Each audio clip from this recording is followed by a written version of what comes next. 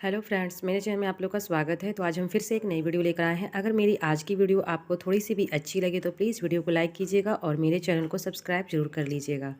तो फ्रेंड्स, आज हम बात करेंगे कि कम सैलरी में भी हम अपने घर को कैसे चलाएं और बजट कम होने की वजह से हम अपने रोज़मर्रा की ज़िंदगी में से कुछ पैसे कैसे बचा सकते हैं और उस सेविंग को हम कहाँ पर लगाएं ताकि हमारे आने वाले भविष्य में उसका एक अच्छा इस्तेमाल हो सके।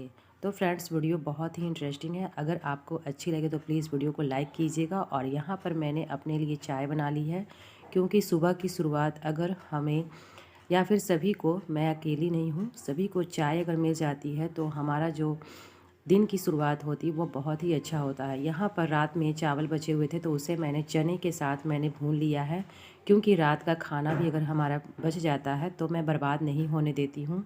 उसे मैं नए तरीके से अच्छे से फ्राई वगैरह कर कर बनाकर यूज़ कर लेती हूँ। तो यहाँ पर मैंने रात में बचे हुए जो चावल थे उसे मैंने अच्छे से फ्राई कर लिया है और इसका मैं लंच कर लूँगी।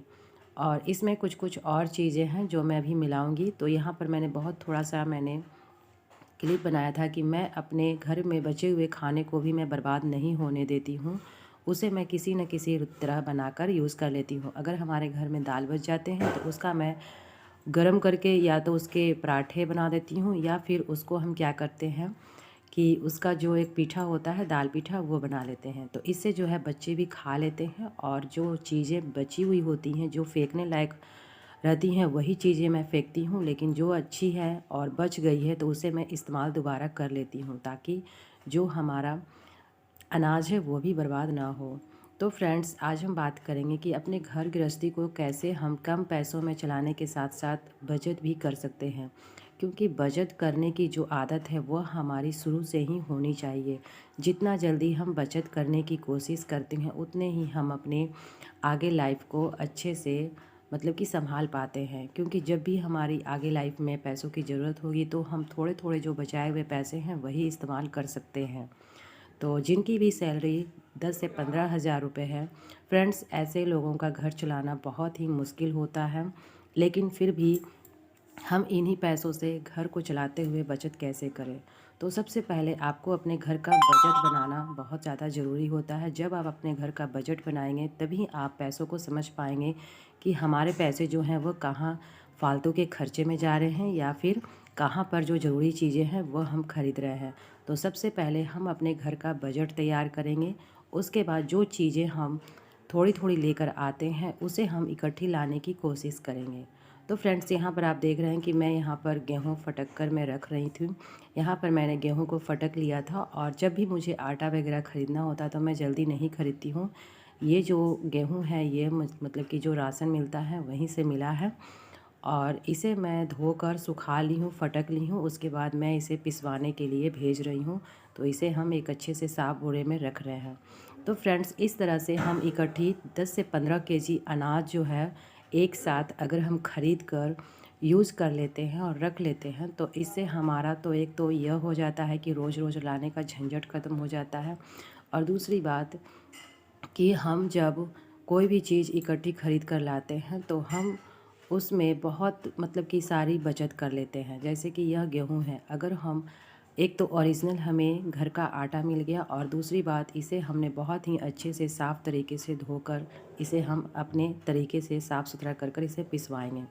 और वही चीज़ मार्केट की अगर हम खाते हैं तो उसमें कई सारी मिलावटें होती हैं, जो कि हमारे स्वास्थ्य के लिए भी सही नहीं होता है। तो कोशिश करती हूँ कि मैं इसी तरीके से आटा इस्तेमाल करूँ, जो कि घर में थोड़ी सी मेहनत होती है। ऐसा भी नहीं है कि बहुत ज़्यादा इसमें मेहनत करनी पड़ती है।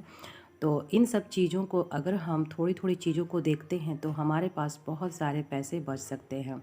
इकट्ठे मैं कम से कम 20 केजी चावल मंगा लेती हूँ, जो कि मेरे 2-3 महीने आराम से चल जाते हैं।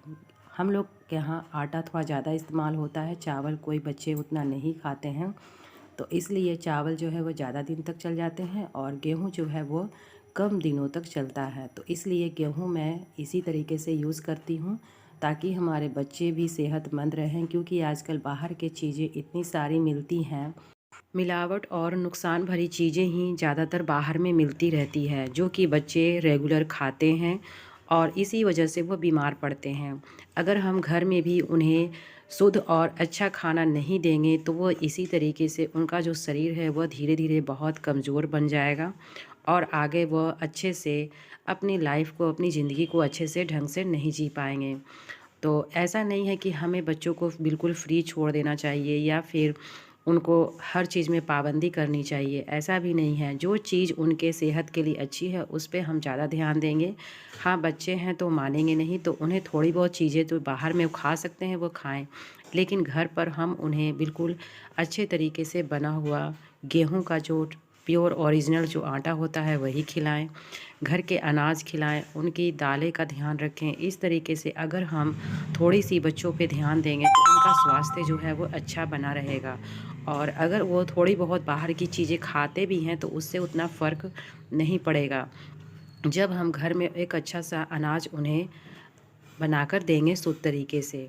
तो फ्रेंड्स, इसी तरीके से आप घर में ही अपने मतलब कि गेहूं का जो आटा है, गेहूं लेकर ही पिसवाएं। जो आटा आप तैयार करते हैं, क्योंकि उसमें भी बहुत सारी चीज़ें मिलावटी की होती हैं, और चावल भी हम वैसा यूज़ करें जो हम रेगुलर खा सकें। ऐसा नहीं है कि आज हमने 1000 रुपये क्विंटल ले लिया, कल हमने 2000 रुपये क्विंटल ले लिया। जी नहीं, रेगुलर जो हम चावल एक नॉर्मल सा चावल हम लोग लें और उसे ही यूज़ करें।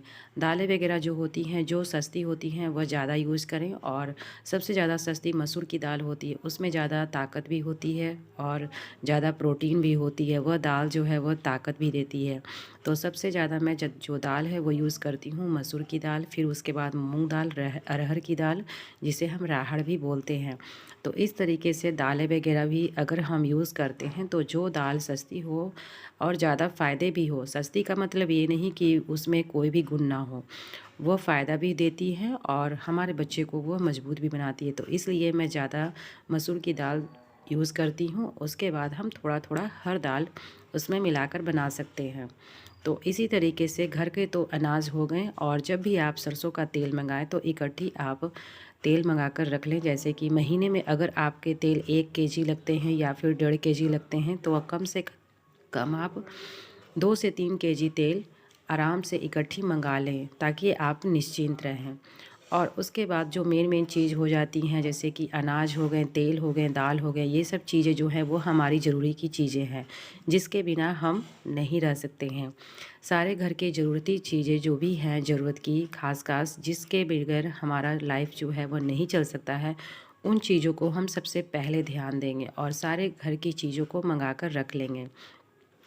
उसके बाद अपने घर को चलाने के लिए, रोज़ की सब्जियों के लिए कुछ पैसे अलग कर देंगे। और तब आती है हमारी बचत। जब हम सारे घर के अनाज 2-3 महीने का इकट्ठा देख लेते हैं, उसके बाद सब्जियों के लिए हम कुछ पैसा बचा कर रख लेते हैं, ताकि हमें रोज़ रोज़ जब सब्ज़ी खरीदनी पड़े तो हमारा ये भी ना लगे कि हम सब्जियों को कहाँ से खरीदेंगे।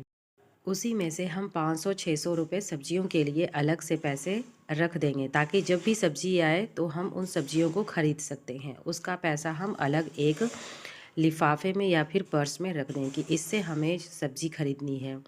और अनाज वगैरह हम 1 से 2 महीने तक मंगा सकते हैं, और उन अनाजों को भी हमें अच्छे से रखना होता है, क्योंकि वो भी अगर ख़राब हो जाएंगे तो हमें इकट्ठी लेने से फिर कोई फ़ायदा नहीं होगा, इससे भी हम नुकसान में हो जाएंगे।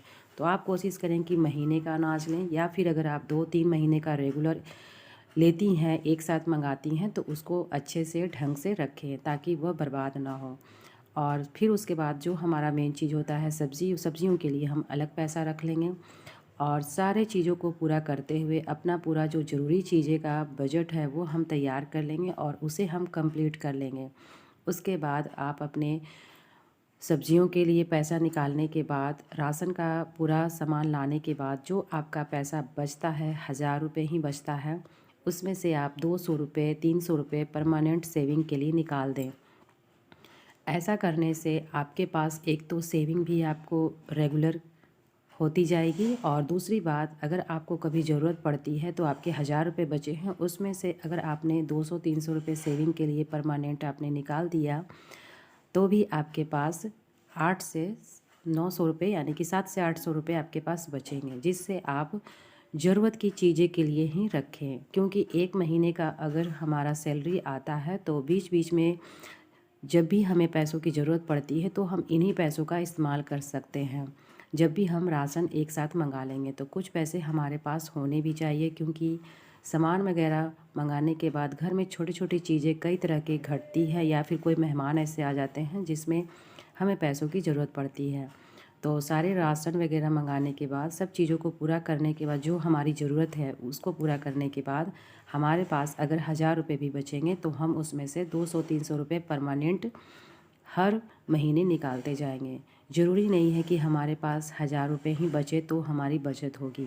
अगर हम मंथ में 200 रुपये भी बचा रहे हैं तो वो भी हमारी बहुत ज़्यादा बचत हो जाएगी। लेकिन बस हमें उसे रेगुलर करना है हर मंथ में। ऐसा नहीं है कि हम एक मंथ में किए या फिर दूसरे मंथ में छोड़ दिए, फिर तीसरे मंथ में किए, चौथे मंथ में छोड़ दिए। जी नहीं, अगर आपको 200 की ही बचत करनी है तो उसे आपको रेगुलर बचत करनी होगी। और अगर आप 500 रुपये बचाती हैं तो उसे भी आपको रेगुलर करनी होगी। और इन बचाए हुए पैसों को आप चाहें तो मंथ में आरडी करवा सकते हैं, या फिर साल में अगर आप अपने पास पैसों को बचा कर रखती हैं तो साल में एक बार दे सकती हैं, 6 महीने में दे सकती हैं, या फिर मंथ में परमानेंट हर मंथ आप जाकर एक आरडी खुलवा लें। पोस्ट ऑफिस की स्कीम है जो कि बहुत ही आसानी से कम पैसों में भी हम इस सेविंग अकाउंट को खुला सकते हैं, जो कि बहुत ही अच्छी होती है। हर महीने हम उसमें सेविंग करते हैं और वह अमाउंट हमें 5 सालों के बाद मिलती है, और जो भी मिलती है उसका इंटरेस्ट के साथ वो हमें मिलता है। तो इसमें एक यह फ़ायदा है कि इसमें ज़्यादा अमाउंट की हमें सेविंग करने की ज़रूरत नहीं होती है। जितना आप पैसा बचाते हैं उसी के अनुसार आप इसमें सेविंग कर सकते हैं। अगर आप मंथ में 500 रुपये बचा रहे हैं तो 500 की आरडी खुलवा लें। अगर आप मंथ में 1000 रुपये बचा रहे हैं तो 1000 की आरडी आप खुलवा सकते हैं। तो इस तरीके से हम उन पैसों को भी अच्छे से इस्तेमाल करें, और जो पैसे हमने 200-100 रुपये बचा रहे हैं उसे हम घर में बचा कर रखें, ताकि वह भी हमारे हर महीने कुछ न कुछ ऐसी चीज़ें होती हैं जिससे हम बचाए हुए पैसों को हम खरीद सकते हैं। ऐसा नहीं है कि अगर हम 500 की आरडी करवा रहे हैं उसमें पैसे लगा दिए तो फिर उसके बाद हम बचत ना करें। घर में भी हमें कुछ ऐसी सी चीज़ों से कटौती कर कर पैसों को बचाना है, ताकि वो हमारे आरडी के जो पैसे हैं वो भी रेगुलर सेव होते रहें, और कुछ न कुछ, चाहे वह 50 रुपये हो या फिर 100 रुपये हो, घर में भी कुछ हमारी सेविंग होती रहे, ताकि ज़रूरत पड़ने पर हमें वह काम आ सके।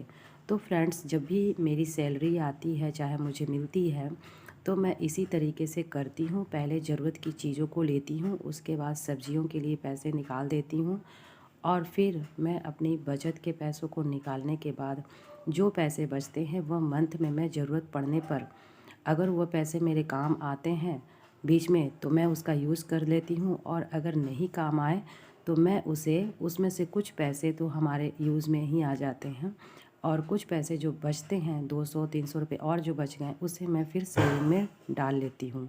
तो इस तरीके से मैं अपने घर को चलाती हूँ। तभी मेरे पास कुछ न कुछ 500 रुपये, चाहे किसी महीने में 1000 रुपये, इस तरीके से बचते हैं, जो कि बहुत, मतलब कि हमें सावधानी से घर को चलाते हुए बचाना पड़ता है। अगर हम इन पैसों का नहीं बचत करेंगे, इन पैसों को नहीं बचाएंगे, तो फिर हमें आगे और भी समस्या आने वाली, मतलब कि हो सकती है, आ सकती है। तो इस तरीके से जब हम बचत करेंगे तो कम से कम हम अपने आप को भी सेफ्टी पाएंगे कि हाँ, हमारे पैसे जो हैं वह साइड में कम से कम बच रहे हैं, और जो पैसे हम रेगुलर बचाते जाते हैं तो एक हमें अंदर से मजबूती भी आती है कि हमारे जो पैसे हैं वो फालतू में नहीं जा रहे हैं, पैसे कम से कम बच रहे हैं। जब हमें ज़रूरत पड़ेगी तो उन पैसों को हम निकाल सकते हैं। तो फ्रेंड्स, जो भी मैंने एक आरडी करवाई है वो 2027 में पूरी होगी। तो मुझे कम से कम यह है, अपने आप से अंदर से हिम्मत होती है कि चलो, ये साल मेरा पैसों का बहुत ज़्यादा दिक्कत होने वाला है, लेकिन अगले साल मेरी कम से कम आरडी आएगी, तो मुझे एक भरोसा है, एक मेरा आशा है कि मैं उनमें से पैसों को निकाल कर अपने बच्चों की पढ़ाई को भी रेगुलर करवाऊंगी, और उन पैसों को मैं अच्छे से अपने बच्चों की पढ़ाई में ही इस्तेमाल करूंगी। तो यह चीज़ एक बहुत बड़ी चीज़ होती है कि हमारे पैसे अगर आगे कहीं पर अगर हम लगाए हुए होते हैं तो उसमें एक अच्छा सा भरोसा होता है कि हमारे इतने पैसे बचे हुए हैं जो कि हम किसी भी समय उन पैसों को इस्तेमाल करके अपनी मुसीबतों से निकल सकते हैं। तो यह चीज़ हमारे अंदर मजबूत हम ही को बनाती है। तो इसीलिए मैं क्या करती हूँ कि मैंने एक आरडी खुलवाई है, उसके बाद मैं कुछ कुछ सेविंग घर पे भी करती हूँ। पैसा तो कम है, सैलरी भी कम है हमारी, और इसी में से हमें मैनेज करके भी चलना होता है, क्योंकि जिनकी सैलरी कम होती है उन्हें हर छोटी बड़ी चीज़ों का ध्यान रखना होता है। जो हमारी ज़रूरत की चीज़ें हैं उन्हें हम सबसे पहले ख़रीदने की कोशिश करेंगे, और जो फालतू की चीज़ें हैं उसे हम नहीं भी ख़रीदेंगे तो वो हमारी लाइफ में कुछ ऐसा नहीं है कि हमें उससे कोई ज़्यादा नुकसान होने वाली। वो हमारी शौक़ की चीज़ें होती हैं जिसे हम आज नहीं तो कल टाल सकते हैं और बाद में भी ख़रीद सकते हैं। फ्रेंड्स, वीडियो अच्छी लगे तो प्लीज़ एक लाइक ज़रूर कर दीजिएगा और मेरे चैनल को सब्सक्राइब कर